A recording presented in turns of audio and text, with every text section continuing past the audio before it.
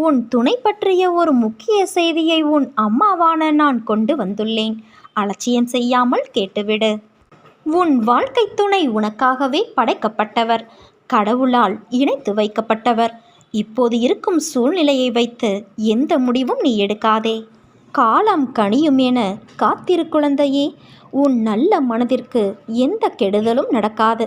உன் வராகித்தாய் நான் உன்னோடுதானே இருக்கிறேன். உன்னை விட்டு பிரிந்து சென்றவர் உன் அன்பை புரிந்து கொண்டு நீதான் எல்லாமே என்று புரிந்து கொண்டு உன்னை தேடி வரப்போகிறார்.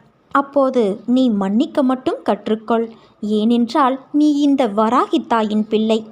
விடை தெரியாத கேள்விகள், அடுத்து என்ன நடக்கப் போகிறது என்ற வழி தெரியாத பயணமாய் உன் வாழ்க்கை போய்கொண்டு இருக்கிறது என்ற வேதனையை உன் அன்னையான நான் அறிவேன்.